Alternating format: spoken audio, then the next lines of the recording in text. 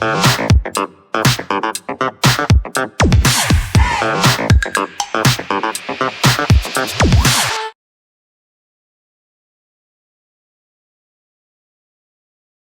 Hansen was born on February 15, 1939, in Esterville, Iowa. His father, Christian Hansen, was a strict disciplinarian of Danish descent who owned and operated a bakery. Growing up, Hansen had a strained relationship with his father, who was known to be harsh and overbearing. Hansen was often forced to work long hours at the family bakery, which fostered feelings of resentment and anger. Hansen's early life was marked by significant struggles. He was painfully shy and developed a severe stutter, which made him the target of relentless bullying at school. His acne, which left permanent scars on his face, only compounded his insecurities. Hansen found solace in solitary activities, developing a fascination with hunting from a young age. He spent countless hours alone in the woods, practicing his shooting skills and fantasizing about gaining power and control, which he lacked in his social interactions. 1.2 Adolescent behavior and early signs of trouble. As Hansen entered adolescence, his behavior became increasingly problematic. His resentment toward women, fueled by his lack of success with the opposite sex and his frequent rejection, began to surface.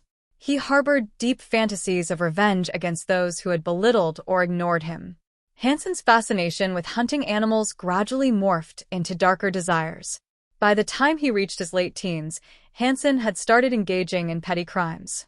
His first brush with the law came at the age of 18 when he was arrested for burning down a school bus garage in Pocahontas, Iowa.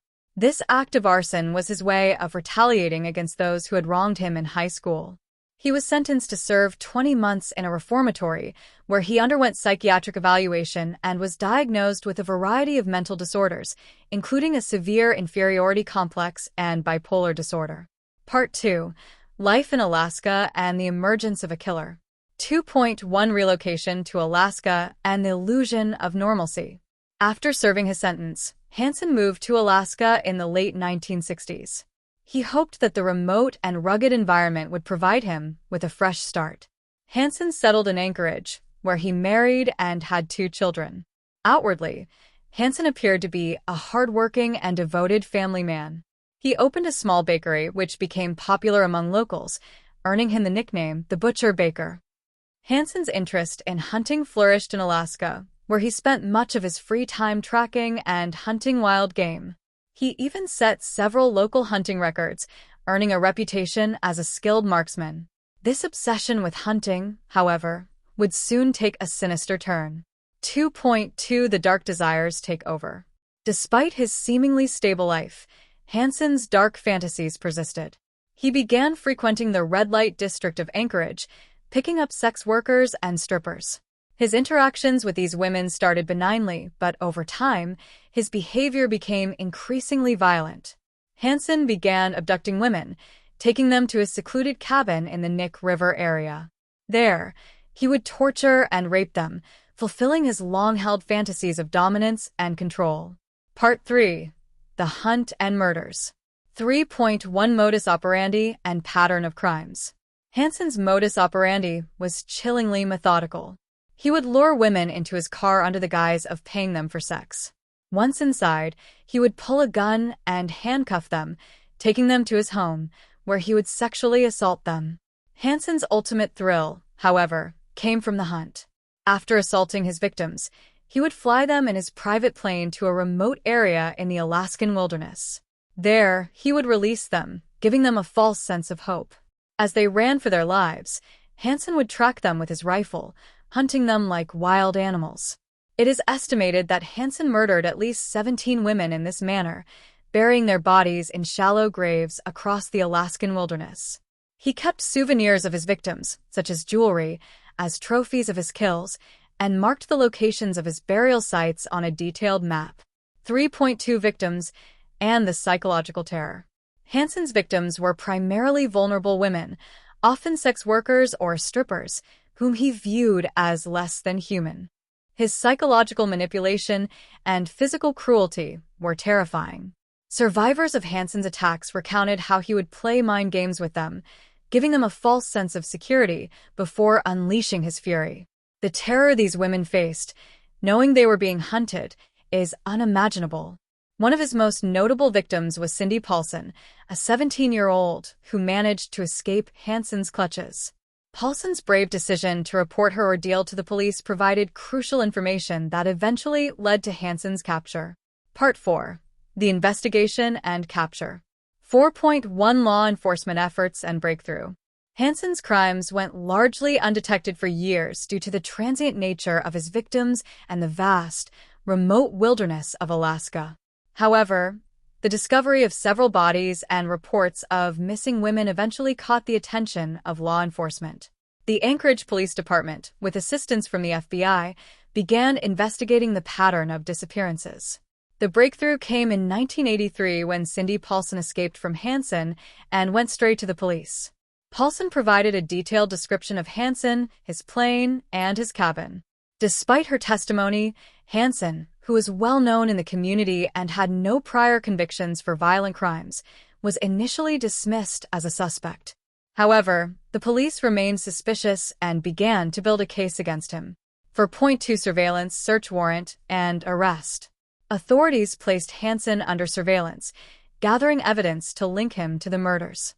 They interviewed acquaintances and dug into his past, uncovering his history of petty crimes and psychological issues.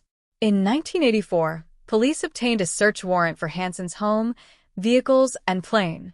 During the search, they found weapons matching those used in the murders, an aviation map marked with the locations of victims' bodies, and various items belonging to the missing women. Faced with overwhelming evidence, Hansen confessed to murdering 17 women and raping many more. He provided detailed accounts of his crimes and the locations of his victims' bodies. His arrest brought relief to the community and closure to the families of his victims. Part 5. The Trial and Aftermath. 5.1 Trial and Sentencing. Robert Hansen's trial took place in 1984. Due to the extensive evidence against him, including his confession, Hansen avoided a prolonged trial by pleading guilty to 4 of the murders, in exchange for a sentence of life in prison without the possibility of parole. The other charges were dropped as part of the plea bargain, but Hansen agreed to disclose the locations of the remaining bodies, providing closure to the victims' families. Hansen was sentenced to 461 years in prison plus life, ensuring that he would never be released. He was incarcerated at Spring Creek Correctional Center in Seward, Alaska, where he spent the rest of his life. 5.2 Life in Prison and Death. In prison, Hansen remained a model inmate, a stark contrast to the monster he had been outside. He never showed any remorse for his crimes and rarely spoke about his past. Hansen died on August 21, 2014, at the age of 75, due to natural causes related to lingering health issues. His death marked the end of the life of one of America's most sadistic serial killers. Legacy and Impact. 6.1 Impact on Alaska and Society. The Robert Hansen case left a profound impact on the Anchorage community and Alaska as a whole. The idea that such horrific crimes could be committed by someone who is seen as a respectable member of the community shocked the public. Hansen's dual life as a seemingly normal baker and a sadistic killer challenged perceptions of what a serial killer could look like, instilling fear and distrust. His case also highlighted the vulnerability of marginalized women, particularly sex workers, and the lack of attention their disappearances often received. This led to a call for better protections and more stringent investigations when vulnerable women go missing. 6.2 Influence on criminal profiling. The investigation into Hansen's crimes also provided valuable insights into the psychological profiling of serial killers.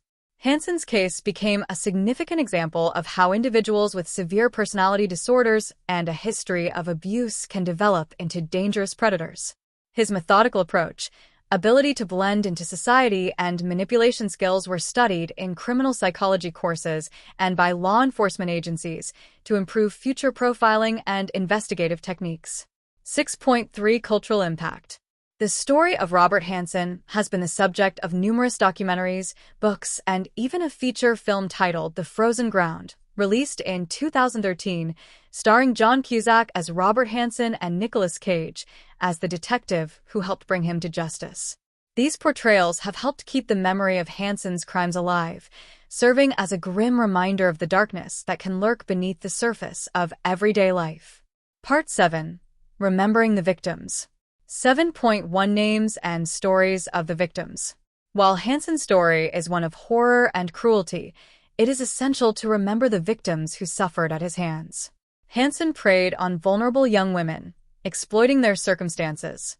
Many of his victims were never formally identified, and their stories remain untold, lost to time. However, the following are some of the known victims of Robert Hansen. Roxanne Eastland, a 24-year-old woman from Kodiak, Alaska, whose body was never found. She was last seen on June 28, 1980. Hansen confessed to her murder, and her case remains one of many cold cases connected to him. Joanne Messina, a 24-year-old topless dancer from Anchorage, whose remains were discovered in a gravel pit. She had been reported missing on May 19, 1980. Her case was a breakthrough for investigators, as Hansen admitted to killing her, leading to more confessions. Sherry Morrow, an exotic dancer last seen alive on November 17, 1981.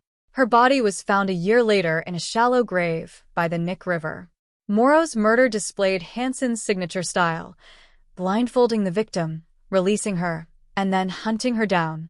Angela Feddern, a 24-year-old woman, last seen in February 1983. Her remains were found in 1984 near a sandbar in the Nick River. Hansen confessed to picking her up and then releasing her to hunt her down. Celia Beth Van Zanten disappeared on December 22, 1971. Her body was found several days later. Hansen was a suspect in her murder, though he was never charged. She had been brutally assaulted, and her case remains one of the most haunting and unresolved cases linked to Hansen.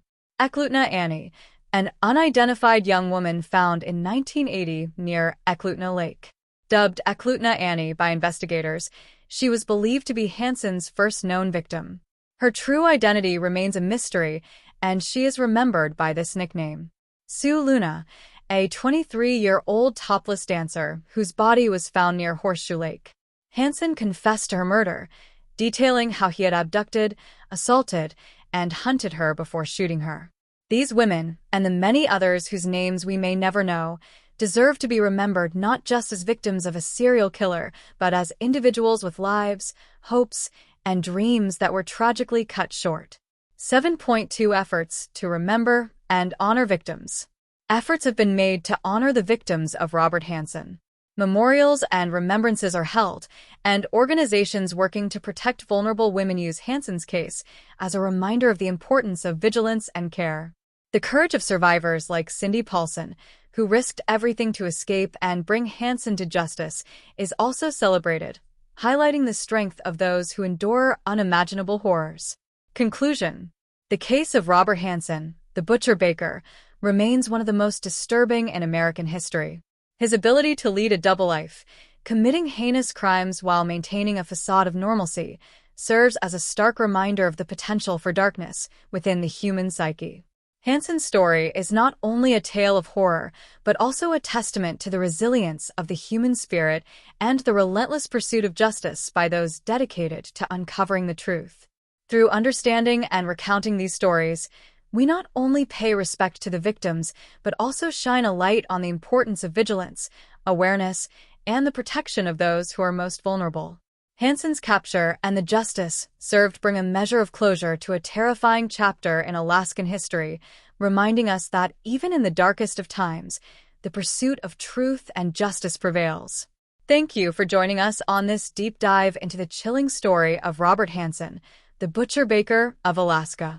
If you found this video informative and thought-provoking, please consider giving it a thumbs up and sharing it with others who might be interested in true crime stories.